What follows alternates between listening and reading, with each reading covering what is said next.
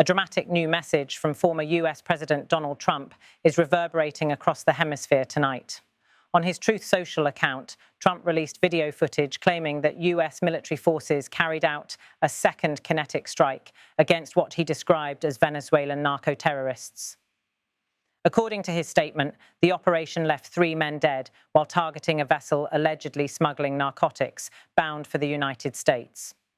The footage, lasting just under 30 seconds, depicts a precision strike against a fast-moving boat at sea. While the video offers no audio, Trump's caption asserts that the individuals aboard were members of violent drug cartels operating out of Venezuela, transporting what he called a deadly weapon poisoning Americans.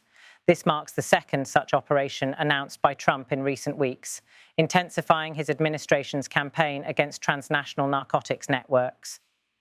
In his accompanying statement, the former president declared, "This morning, on my orders, US military forces conducted a second kinetic strike against extraordinarily violent drug trafficking cartels and narco-terrorists in the Southcom area of responsibility." He went on to claim that the strike was successful, leaving 3 terrorists killed in action while no US forces were harmed.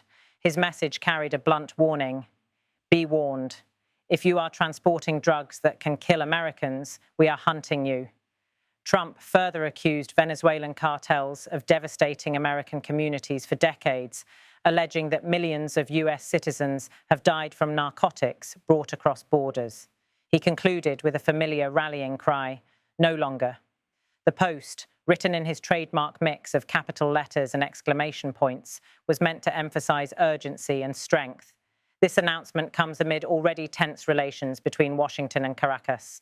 For years, US officials have accused Venezuela of serving as a hub for cocaine trafficking, with shipments passing through the Caribbean toward North America.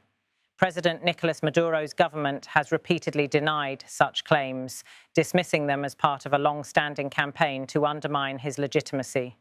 Yet successive US administrations, Republican and Democrat alike, have launched counter-narcotics operations targeting Venezuelan routes.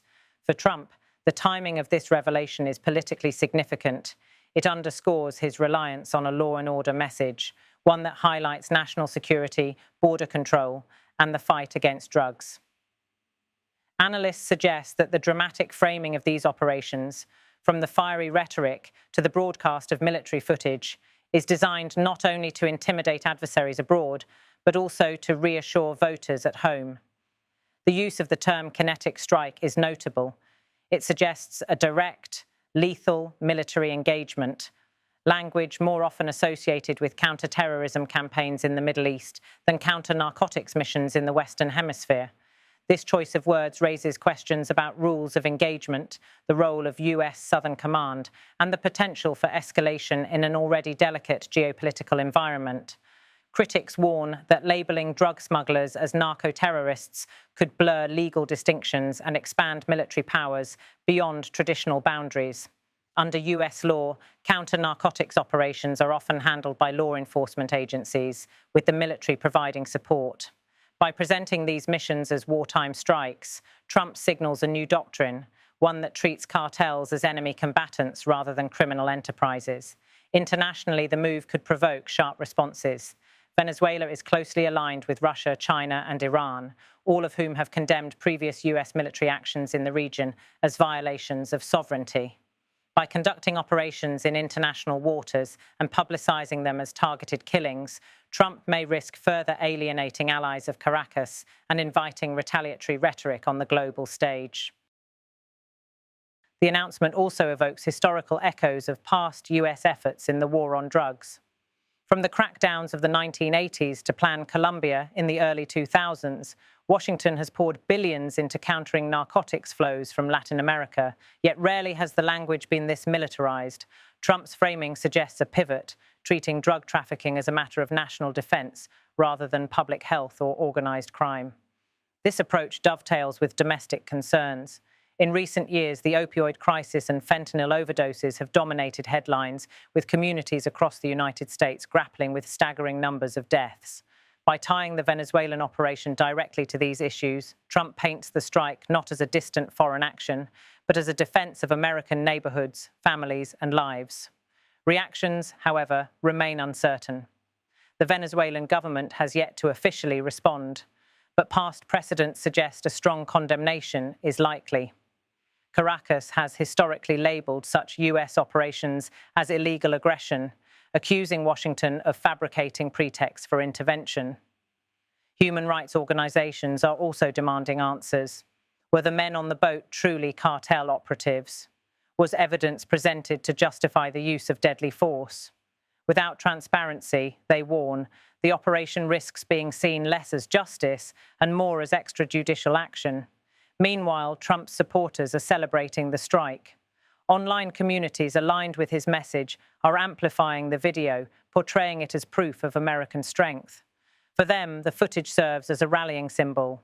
The United States striking back against forces they believe threaten its security and well-being. Legal experts, however, caution that the operation could raise thorny questions under international law. While nations have authority to act against drug trafficking in international waters, conducting lethal strikes, especially without corroborated evidence, risks sparking diplomatic disputes.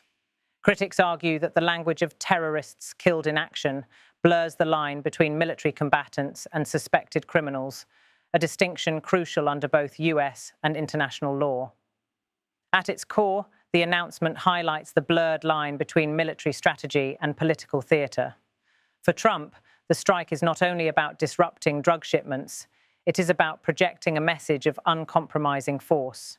The words, the footage, and the capital letters all serve to reinforce a narrative that his leadership means decisive action, not hesitation.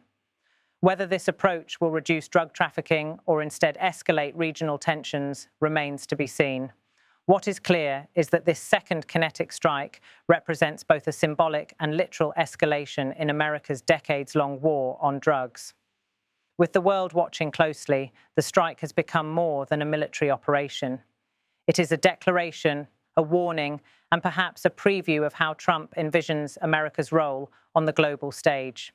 As Washington waits for Venezuela's response, one thing is certain. The echoes of this announcement will resonate far beyond the waters where the strike occurred, shaping debates on law, sovereignty, and the future of US power in the Americas.